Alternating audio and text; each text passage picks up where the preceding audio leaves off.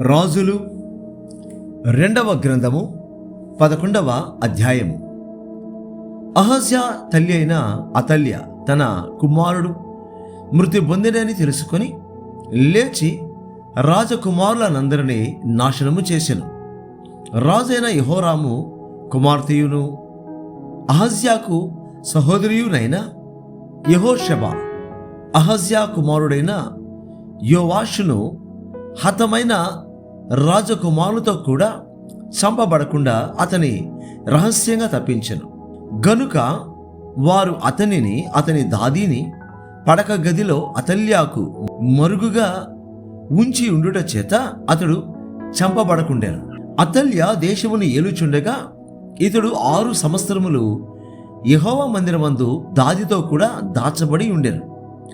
7వ సంవత్సరమందు యెహోయాదా కావలికాయు వారి మీదను రాజదేహ సంరక్షకుల మీదను ఏర్పడి ఉన్న శతాధిపతులను పిలువనంపించి యెహోవా మందిరములోనికి వారిని తీసుకొని పోయి యెహోవా మందిరమందు వారి చేత ప్రమాణము చేయించి వారితో నిబంధన చేసి వారికి ఆ రాజు కుమారుని కనుపరచి ఇలాగూ ఆజ్ఞాపించెను. మీరు చేయవలసినదేమనగా విశ్రాంతి దినమున లోపల ప్రవేశించు మీరు 3 భాగములై ఒక భాగము రాజమందిరమునకు కాయువారై ఉండవలెను. ఒక భాగము సూరు గుమ్మము దగ్గర కాపు చేయవలెను. ఒక భాగము కాపు కాయువారి వెనుకటి గుమ్మమునద్ద ఉండవలెను. ఈ ప్రకారము మందిరమును భద్రపరచుటకై మీరు దానిని కాచుకొని ఉండవలెను.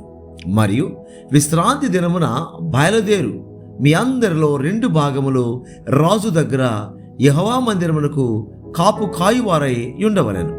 మీలో ప్రతి మనిషి తన ఆయుధములను చేతపట్టుకొని రాజు చుట్టూ కాచుకొని ఉండవలెను. ఎవడైనను పంక్తులలో ప్రవేశించిన ఎడల వాని చంపవలెను. రాజు బయలుదేరి సంచరించినప్పుడల్లా మీరు అతని యొద్ద ఉండవలెను. శతాధిపతులు యాజకుడైన యెహోయాదా తమకిచ్చిన ఆజ్ఞలన్నిటి ప్రకారము చేసిరి. ప్రతి మనిషి తన మనుష్యులను తీసుకొని విశ్రాంతి దినమున లోపల ప్రవేశింపవలసిన వారితోనూ విశ్రాంతి దినమున బయలుదేరవలసిన వారితోనూ కలిసి యాజకుడైన యెహోయాదా యొద్దకు వచ్చెను. యాజకుడు మందిరములో ఉన్న దావీదు ఈటెలను దాళ్లను శతాధిపతులకు అప్పగింపగా కాపుకాయు వారిలో ప్రతి మనిషి తన ఆయుధములను చేతపట్టుకొని బలిపీఠము చెంతను మందిరము కుడి కొన మొదలుకొని ఎడమ కొన వరకు రాజు చుట్టూ నిలిచిరి. అప్పుడు యాజకుడు రాజకుమారుని బయటకు తోడుకొని పోయి అతని తల మీద కిరీటము పెట్టి ధర్మశాస్త్ర గ్రంథమును అతని చేతికిచ్చిన తరువాత వారు అతని పట్టాభిషిక్తునిగా చేసి చప్పట్లు కొట్టి రాజు చిరంజీవి ఎగునుగాకని చాటించరి. అతల్య కాయువారును జనులను కేకలు వేయగా విని యెహోవా మందిరమందున్న జనుల దగ్గరకు వచ్చి రాజు ఎప్పటి మర్యాద చొప్పున ఒక స్తంభము దగ్గర నిలుచుటయు అధిపతులను కూడా బాకా ఊదువారును రాజునొద్ద నిలువబడుటయు దేశపు వారందరూ సంతోషించుచు శృంగధ్వని చేయుటయు చూచి తన వస్త్రములను చింపుకొని ద్రోహము అని కేకవేయగా యాజకుడైన యెహోయాదా సైన్యములోని శతాధిపతులకు యెహోవా మందిరమందు ఆమెను చంపకూడదు, పంక్తుల బయటికి ఆమెను వెళ్ళగొట్టుడి, ఆమె పక్షపు వారిని ఖడ్గము చేత చంపుడని ఆజ్ఞ ఇచ్చెను. గనుక రాజమందిరములోనికి గుర్రములు వచ్చు మార్గమున ఆమెకు దారి ఇచ్చిరి. ఆమె వెళ్ళిపోగా వారు ఆమెను అక్కడ పట్టుకొని చంపిరి. అప్పుడు యెహోయాదా జనులు యెహోవా వారని ఆయన పేరట రాజుతోనూ జనులతోనూ నిబంధన చేయించెను. మరియు అతడు రాజు పేరట జనులతో నిబంధన చేయించెను. అప్పుడు దేశపు జనులందరూ బయలు గుడికి పోయి దానిని పడగొట్టి దాని బలిపీఠములను ప్రతిమలను చిన్న భిన్నములు చేసి బయలులకు యాజకుడైన మత్తానును బలిపీఠముల ముందర చంపివేసిరి. మరియు యాజకుడైన యెహోయాదా యెహోవా మందిరమును కాచుకొనుటకు మనుష్యులను నియమించెను. అతడు శతాధిపతులను, అధికారులను, కాపుకాయువారిని, దేశపు జనులందరినీ పిలిపింపగా వారు యెహోవా మందిరంలోనున్న రాజును తీసుకొని కాపుకాయు వారి గుమ్మపు మార్గమున రాజనగరునకు రాగా రాజు సింహాసనం మీద ఆసీనుడాయను. మరియు వారు రాజనగరు దగ్గర అతల్యాను ఖడ్గము చేత చంపిన తరువాత దేశపు జనులందరూ సంతోషించిరి. పట్టణమును నిమ్మళముగా ఉండెను. యోవాషు ఏలనారంభించినప్పుడు అతడు 7 ఏండ్ల వాడు. రాజులు 2వ గ్రంథము 12వ అధ్యాయము. యెహూ ఏలుబడిలో 7వ సంవత్సరమందు యోవాషు ఏలనారంభించి యెరూషలేములో 40 సంవత్సరములు ఏలెను. అతని తల్లి బెయేర్షెబా సమందురాలైన జిబ్యా. యాజకుడైన యెహోయాదా తనకు బుద్ధి నేర్పువాడై ఉండు దినములన్నిటిలో యోవాషు యెహోవా దృష్టికి అనుకూలముగానే ప్రవర్తించెను. అయితే ఉన్నత స్థలములు కొట్టివేయబడక నిలిచెను. జనులు ఇంకను ఉన్నత స్థలములందు బలులు అర్పించుచు ధూపము వేయిచూ నుండిరి. యోవాషు యాజకులను పిలిపించి యెహోవా మందిరములోనికి తేబడు ప్రతిష్ఠిత వస్తువుల విలువను, అనగా జనసంఖ్య దాఖలా చేయబడిన జనులు తెచ్చిన ద్రవ్యమును, వంతు చొప్పున ప్రతి మనిషికి నిర్ణయమైన ద్రవ్యమును, స్వేచ్ఛ చేత నెవరైనను యెహోవా మందిరములోనికి తెచ్చిన ద్రవ్యమును, యాజకులలో ఒక్కొక్కడు తనకు నెలవైన వారి యొద్ద తీసుకొని మందిరము ఎచ్చటెచ్చట శిథిలమై ఉన్నదో అచ్చట నెల్ల దానిని బాగు చేయింపవలనని ఆజ్ఞ ఇచ్చెను. అయితే యోవాషు ఏలుబడిలో 23వ సంవత్సరము వరకును యాజకులు మందిరం యొక్క శిథిలమైన స్థలములను బాగు చేయకయే ఉండేది. గనుక యోవాషు యాజకుడైన యెహోయాదాను మిగిలిన యాజకులను పిలిపించి మందిరములో శిథిలమైన స్థలములను మీరెందుకు బాగు చేయలేకపోతిరి? ఇకను మీ నెలవైన వారి యొద్ద ద్రవ్యము తీసుకొనక మందిరములో శిథిలమైన స్థలములను బాగు చేయుటకై మీరు అంతకుముందు తీసుకునిన దాని నప్పగించుడని ఆజ్ఞ ఇచ్చి ఉండెను. కాబట్టి యాజకులు మందిరములో శిథిలమైన స్థలములను బాగు చేయుట మా వశము లేదు గనుక జనుల యొద్ద ద్రవ్యము ఇక తీసుకొనమని చెప్పిరి. అందులో యాజకుడైన యెహోయాదా యొక్క పెట్టెను తెచ్చి దాని మూతకు బెజ్జము చేసి బలిపీఠము దగ్గరగా యెహోవా మందిరంలో ప్రవేశించు వారి కుడి పార్శ్వమందు దాన్ని ఉంచగా ద్వారము కాయు యాజకులు యెహోవా మందిరంలోనికి వచ్చిన ద్రవ్యమంతయు అందులో వేసిరి.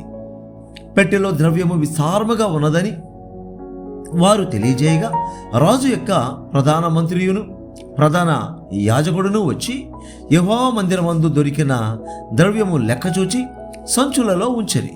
తరువాత వారు ఆ ద్రవ్యమును చూచి యెహోవా మందిరపు కాపరులకు, అనగా పని చేయించు వారికి అప్పగించిరి. వీరు యెహోవా మందిరమందు పనిచేసిన కంసాలులకును, శిల్పకారులకును, కాసే పని వారికిని, రాతి పని వారికిని యెహోవా మందిరమందు శిథిలమైన స్థలములను బాగు చేయుటకు మ్రానులనేమి, చెక్కబడిన రాళ్ళనేమి కొనుటకును, మందిరము బాగు చేయుటలో అయిన ఖర్చు అంతటికి ఆ ద్రవ్యము ఇచ్చుచూ వచ్చింది. యెహోవా మందిరమునకు వెండి పాత్రలైనను, కత్తెరలైనను, గిన్నెలైనను, బాకాలైనను, బంగారు పాత్రలైనను, వెండి పాత్రలైనను చేయబడలేదు. గాని మరమ్మత్తు పనిచేయ వారికి మాత్రము ఆ ద్రవ్యము ఇచ్చి యెహోవా మందిరమును మరలా బాగు చేయించిరి. మరియు పని వారికిచ్చుటకై ఆ ద్రవ్యము అప్పగింత పెట్టుకొనిన వారు నమ్మకస్తులని వారి చేత లెక్క అడుగలేదు.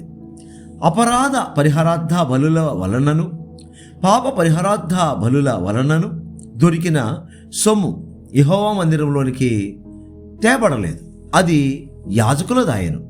అందుట సిరియా రాజైన హజాయేలు గాతు పట్టణము మీదికి పోయి యుద్ధము చేసి దాన్ని పట్టుకొనిన తర్వాత అతడు యెరూషలేము మీదికి రాదలిచి ఉండగా యూదా రాజైన యోవాషు తన పితరులైన యెహోషాపాతు, యెహోరాము, అహజ్యా అను యూదారాజులు ప్రతిష్ఠించిన వస్తువులనన్నిటినీ తాను ప్రతిష్ఠించిన వస్తువులను యెహోవా మందిరములోను రాజా నగరులోనున్న పదార్థములలోను కనబడిన బంగారమంతయు తీసుకొని సిరియా రాజైన హజాయేలునకు పంపగా అతడు యెరూషలేము నద్ద నుండి తిరిగిపోయాను.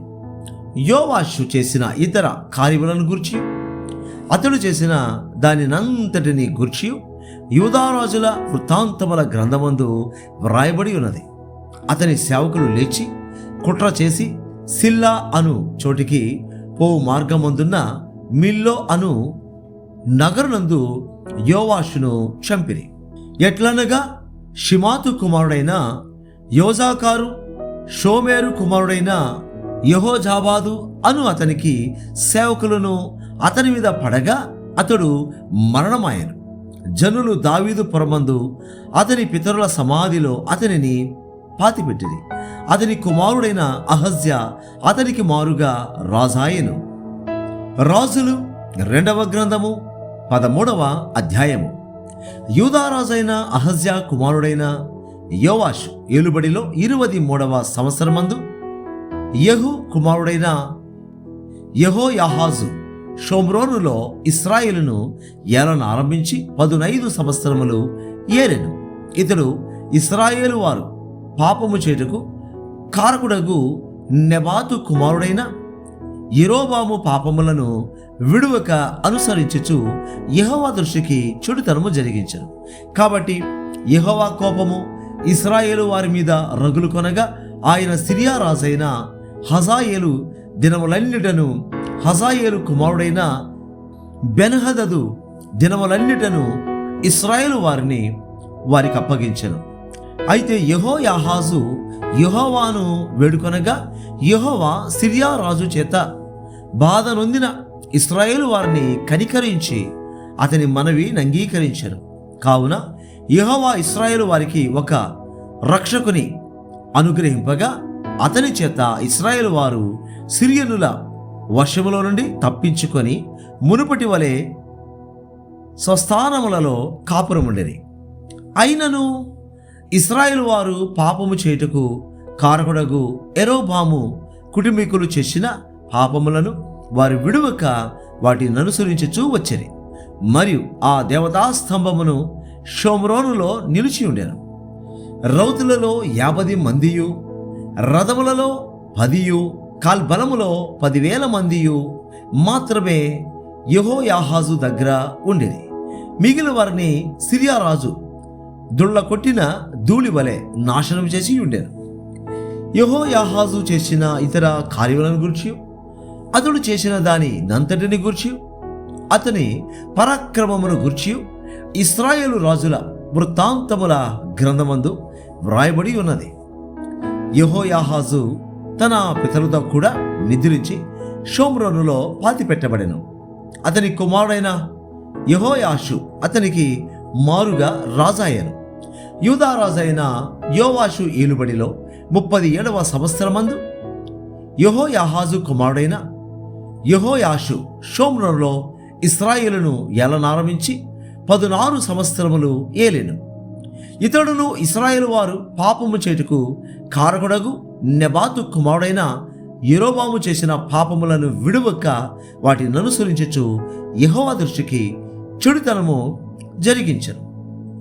యెహోయాషు చేసిన ఇతర కార్యములను గూర్చి, అతడు చేసిన దాని అంతటిని గూర్చి యూదారాజైన అమజ్యాతో యుద్ధము చేయనప్పుడు అతడు కనుపరిచిన పరాక్రమమును గూర్చి ఇశ్రాయేలు రాజుల వృత్తాంతముల గ్రంథమందు వ్రాయబడి ఉన్నది. యెహోయాషు తన పితరులతో కూడా నిద్రించిన తరువాత యెరోబాము అతని సింహాసనము మీద ఆసీనుడాయెను. యెహోయాషు షోమ్రోనులో ఇశ్రాయేలు రాజుల సమాధి యందు పాతిపెట్టబడెను. అంతటా ఎలీషా మరణకరమైన రోగము చేత పీడితుడై ఉండగా ఇశ్రాయేలు రాజైన యెహోయాషు అతని యొద్దకు వచ్చి అతని చూచి కన్నీరు విడుచుచు, నా తండ్రి, నా తండ్రి, ఇశ్రాయేలు వారికి రథమును రౌతులను నీవే అని ఏడ్చెను. అందుకు ఎలీషా, నీవు వీంటిని బాణములను తీసుకొమ్మని అతనితో చెప్పగా అతడు వీంటిని బాణములను తీసుకొనెను. నీ చెయ్యి వింటి మీద ఉంచుమని అతడు ఇశ్రాయేలు రాజుతో చెప్పగా అతడు తన చెయ్యి వింటి మీద ఉంచినప్పుడు ఎలీషా తన చేతులను రాజు చేతుల మీద వేసి తూర్పు వైపుననున్న కిటికీని విప్పుమని చెప్పగా అతడు విప్పాను. అప్పుడు ఎలీషా బాణము వేయమని చెప్పగా అతడు బాణము వేసెను. అతడు, ఇది యెహోవా రక్షణ బాణము, సిరియనుల చేతిలో నుండి మిమ్మును రక్షించు బాణము.